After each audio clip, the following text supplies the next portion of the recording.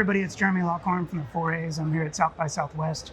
We managed to find a little bit of a quiet space, a separation from the noise and the chaos a little bit that's going on outside. We're here to explore this theme of the creative majority, basically that what used to be a sort of insulated industry has now exploded and everybody is now a creative. I'm here with Hattie Stearns from EVERSANA. Hi. Great to meet you. Why don't you tell the folks what you do? Good to meet you too. Hi, I'm Hattie Stearns. I'm the VP of Design Ops for EVERSANA INTOUCH with our digital impact team. That's fantastic. Yeah. So, a lot of stuff going on here, lots of hype. What's going to matter in 18 months? Not just technology, but also like how is behavior changing, whether it's a creator or a brand or consumer? Yeah, you're right. There's a lot going on.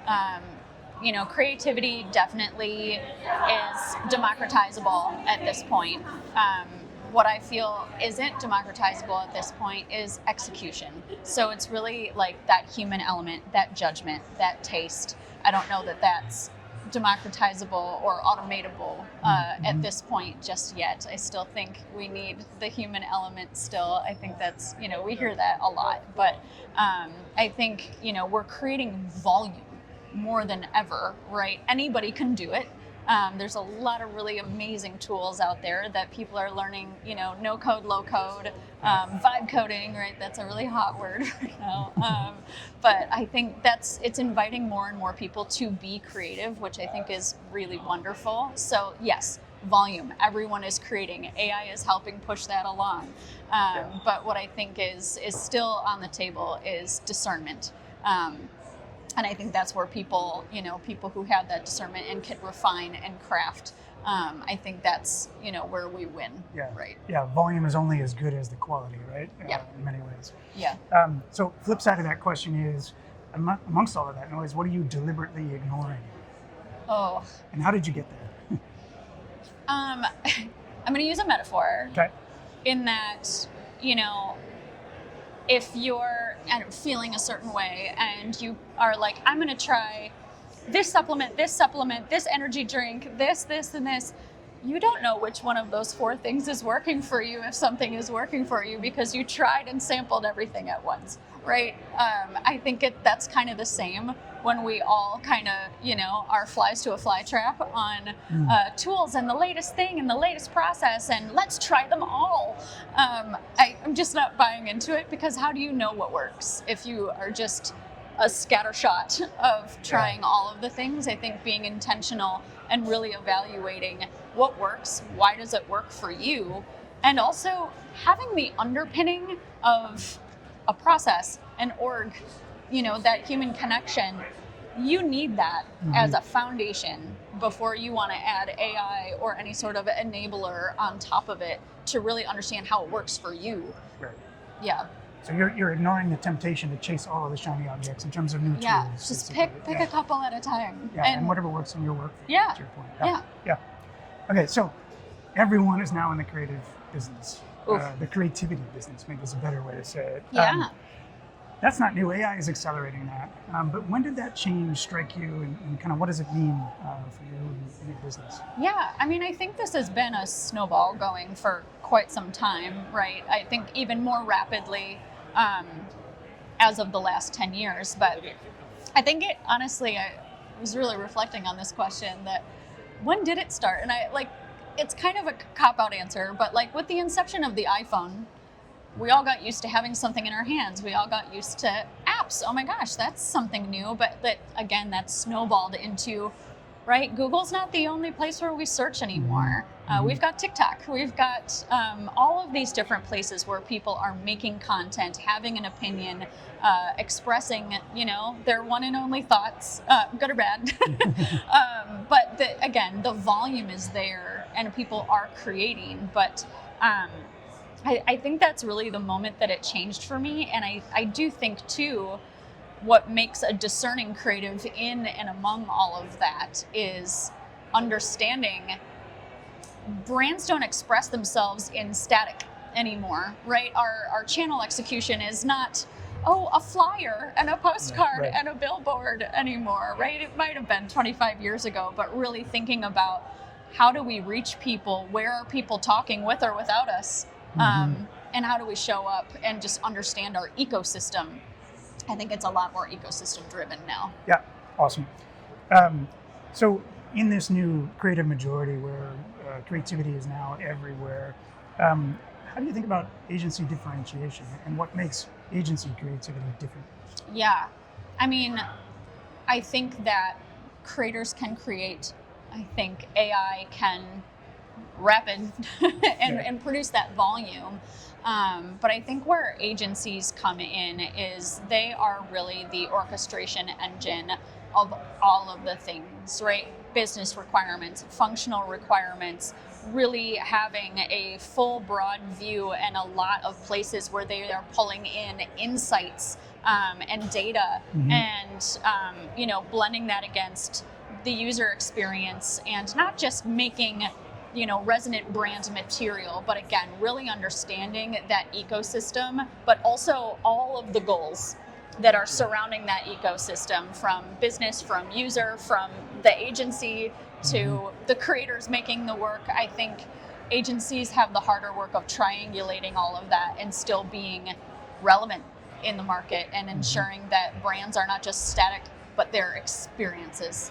Right. And that's really the challenge and the opportunity, it seems like, for agencies, Yeah. is to be the sort of strategic engine and the orchestrator across all of this. Yeah. So the 4A's look ahead that we published late last year sort of hypothesized that agencies are going to have a choice. You become a platform, right? And in the context of the creative majority, it's a platform that manages that. Or you become the strategic advisor that owns the strategy for the creative majority. Is making a choice realistic? I don't think it's realistic. I think, maybe not. I don't know. It depends on your niche. If you're a very niche agency with a very niche offering, certainly if that's working for you, keep doing what's working. But I think for the super majority of agencies, I do think it needs to be both.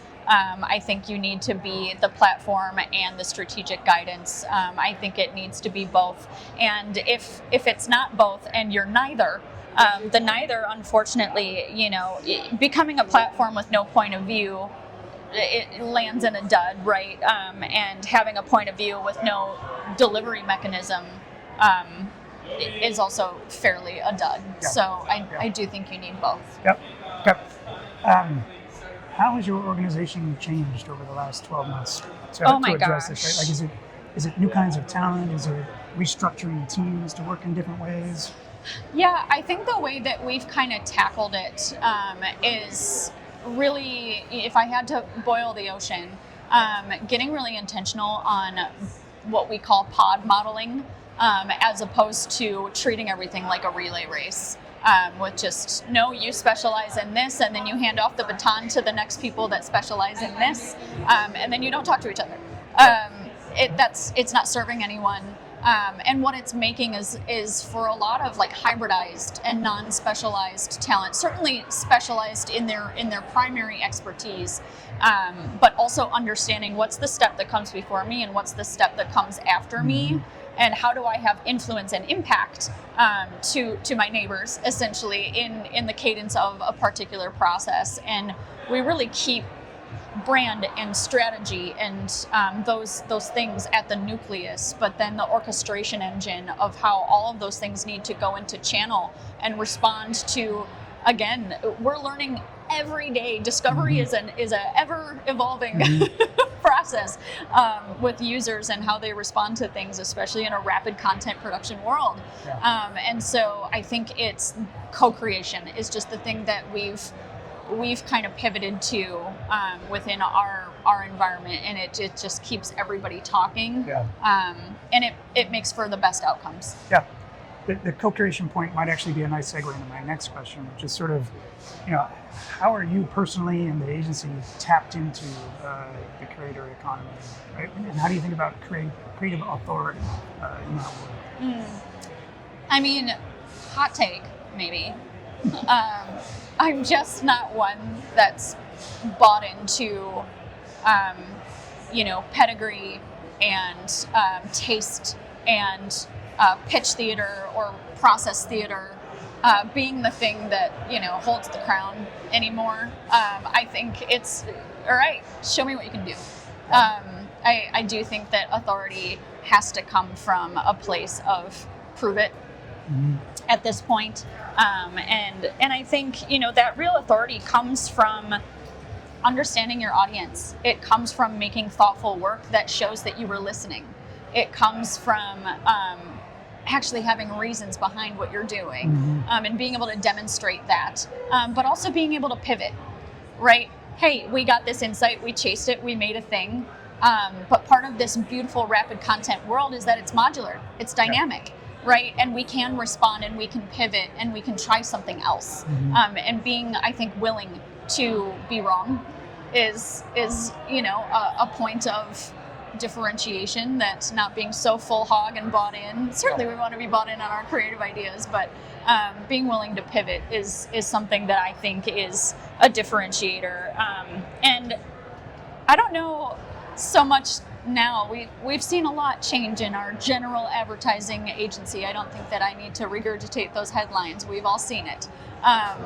But I don't know that the conversation is so much about authority anymore as much as it is about being indispensable and just proving why. Right. Yeah. Yep. Okay. I've got a surprise question for you. Pretend you're new to the industry. It's your first year on the job. What advice would you give yourself entering this crazy world? Adaptability. Adaptability. I think it's just the number one quality. Even hiring for myself, it's the number one quality that I look for. Technology is pivoting so rapidly these days that it's, we all used to put on our resumes, ooh, Adobe Photoshop expert, right? And stuff like that. That's not what it is anymore. It's the pivotability, it's the adaptability, it's being able to demonstrate I can roll with the punches. Yeah. I think that's just the number one quality we all have to have. Yeah. In continuous learning and adaptability. Yeah. It's a fantastic answer. Thank you so much for spending time with us and sharing your fantastic insights. Thanks everybody for tuning in, and stay tuned for more updates from the 4As.